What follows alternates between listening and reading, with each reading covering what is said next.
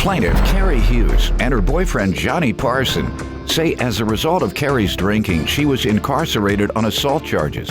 And that's where she met the defendant. Carrie claims she started dating the defendant, but she broke up with him after she realized he was a controlling, abusive racist, and she's suing for unreturned property and emotional distress. Defendant Stephen Walker says as a result of his crack addiction, he was incarcerated for shoplifting, but he has since turned his life around. Stephen claims after he and Carrie broke up, he had her arrested for trespassing, and then Johnny assaulted him. He's countersuing for emotional distress. All right, start with you. Your Honor, unfortunately, I admit I do have a struggle with alcohol problem. That unfortunately led me to meet the defendant. I was serving some jail time, as was he, in a co-ed working facility. Drunk driving? Both, well, a DUI, also a false domestic violence charge. All right. What happened was I threw a load of laundry at him because he was lazy in bed, and then we started fighting. But he was lazy in bed. Well, he was. What does that mean? He was no, sleeping. He was in bed by himself. And I was doing laundry and sorry. Yeah. And we got in an argument. He went outside and I locked the front door. He had his cell phone on him, so he called the police. All right. And Your Honor, unfortunately, the defendant's witness is the person that charged me with the domestic violence charge. Exactly. For throwing him out. Yeah. So just thought I'd let you know that. All right. You want to give me some other background? Well, I met him in jail. At first, he presented himself as It was a co-ed jail. Co-ed jail. It's a work facility, They yes. have those? You can go to jail with girls?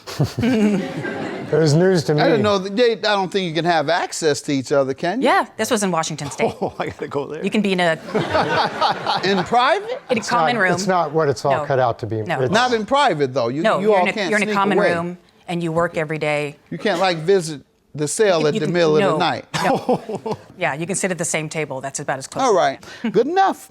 And so you met him there. You all We got to communicated talking. with each other. He was a Prince Charming. We talked about the Bible. We talked about when we both got out, he was just going to save me and make everything wonderful.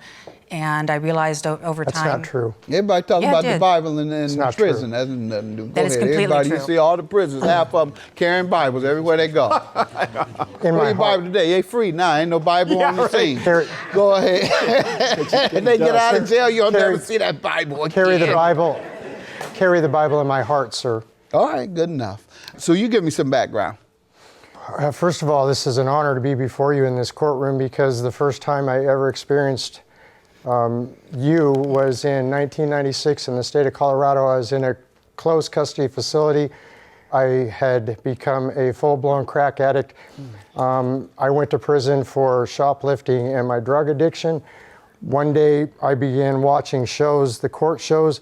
I seen your show come on and something about that moment clicked with me. It was like, if this man could do what he did, why can't I? And I'm not going to be denied that. Good. So I sat on right. that course in Colorado.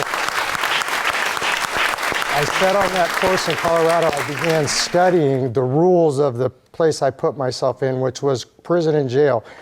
In November of 2004, on a writ of mandamus, I got myself out of prison because of what I learned on your show and challenged the state for incarcerating me. They lost. I won immediate release, and I was so thankful that I listened to you and I did my work and I did what I needed to do and got out. Wow. That's the biggest compliment I get. Thank you. The biggest compliment I get. Appreciate it. You know, when I'm on the street, people compliment me sometimes for the show. I appreciate that. That's what inspires me to keep doing this. Now, tell me about the case, ma'am, the property and the emotional distress. Unfortunately, while he made himself to be a Prince Charming while we got to know each other, I reluctantly moved in with him in September of 2014. It was a very uncomfortable situation.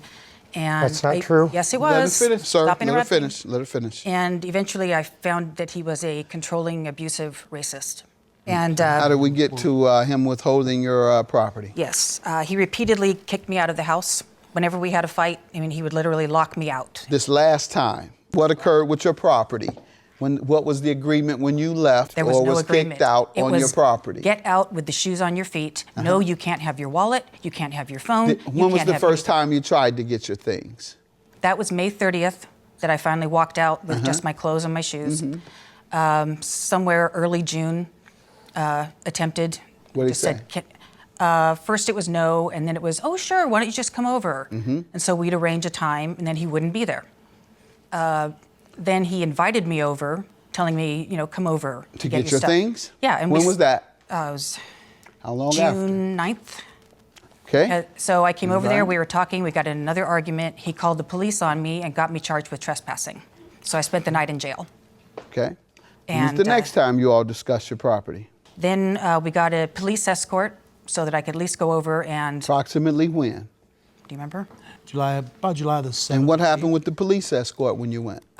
His brother let me in. I discovered none of my stuff was in the house, which meant it was all in the garage. This is July. Uh-huh. And the police left because it was 15 minutes. And right then, Steve pulls out of nowhere, comes up straight in my face and starts screaming and yelling at me. And I'm scared. And Johnny says, let's just go. All right, let me hear from you. Okay, so I never kick Carrie out. What had occurred was Carrie began, I got onto her drinking sometime around October. Is this or part of November. your lawsuit, being kicked out? Yes, huge. All right, so you're saying, Making what me is that, homeless. your emotional distress? Yes. All right, I never knew if I was going to be let back. All right, was she kicked out or not? No, what happened was we were filed an eviction from our management So you complex. both were kicked out? After that period of time, I went down to get a protective order. Okay, and the reason why I got this protective order is because Carrie was evicted from the apartment by the courts. I wasn't. I was driving to get a protective order on this day, and I was driving by the URS Club on my way into downtown, which is a clean and sober club, and I seen Carrie sitting at a picnic table outside the club. So I went to pull in to have a conversation with her to let her know I was about to go do a restraint or a protective order on her, and did she want to have a communication? John was sitting on the bench with her. I pulled my car in. I got out of my car. John came at me, grabbed me by the throat, telling me, you get out of here, yada, yada, yada. At that point, I asked him to get his hand off my throat. He released, and I said, dude, you ever touch me again like that, and we're going to have problems. I got back in my car. I drove to Multnomah County and got that protective order with my attorney. Carrie then disappeared for the next 10 weeks off and on. She would come back to my house, or she would call me telling me that Johnny and her are fighting and yada, yada, yada. And what do you want to say about this attack? Okay, Your Honor, we were all sitting at the USR Club. Myself and Carrie were talking to two young gentlemen. All of a sudden, we hear a car rage into the parking lot. Steve jumps out the car, not parked, jumps out the car. He has one hand forward, one hand behind him, saying, you get away from her. Me, Your Honor, being an ex-Marine, plus from Detroit, Michigan, growing up, as I did, I've been shot twice, stabbed in jail and everything. My thing was, I see you advancing toward me with your hand pointed behind your back. I got up to him. I got about 3 feet from him. All of a sudden, he whips out his phone. 911, I'm being attacked, I'm being attacked, I'm being attacked. The police came. They spoke to him, they spoke to me, they spoke to the witnesses. No report was made. They went on about their business. I was not arrested.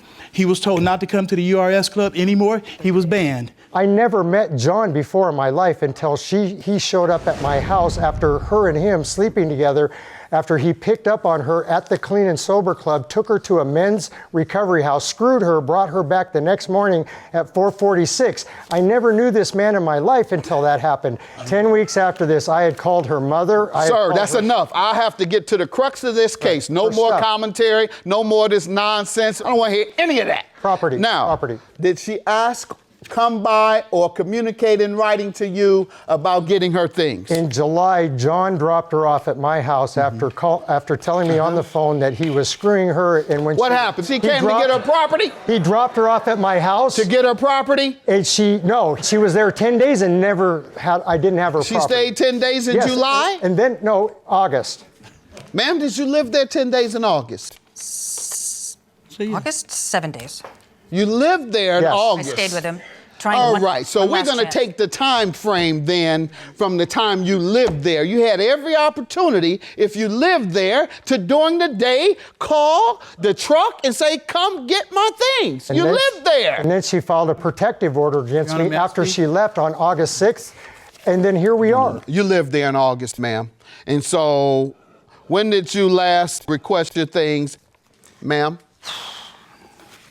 Actually, the last one would have been the end of August. I needed some paperwork. All right, who has evidence that he denied you access to your things? That's what I need to see. Circle. All right. This is August 8th. She needs to call before I throw it out. And here is He's telling you to call. He's asking you to call about your Numerous things. times. No. Then hold on, sir. That is a lie.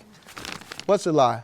That he called me and, well, I mean, at the beginning, he was like, yeah, No, come no, on no, over. no. I'm talking about what you just gave me. This is that- a lie? No, no, no. I said what he was saying. No, I'm sorry. saying what this says. That is Is true. this a lie or true? No, that is true. Because he asked you to come and get your things. I believe both of you were playing games with these items. Therefore, your claim for your property, $2,600, divide that by 2. $1,300 is your judgment. Both your emotional distress claims are dismissed. Have a good day. He lost. He lost. He lost. Every time I tried to be available for her to get her property, she brought this guy to my house trying to beat me up, threatening to beat me up, so I wouldn't have any contact with her without police. He's tried to break this young lady and keep her being an alcoholic. She's tried to get help, tried to recover, tried to do everything she can for herself.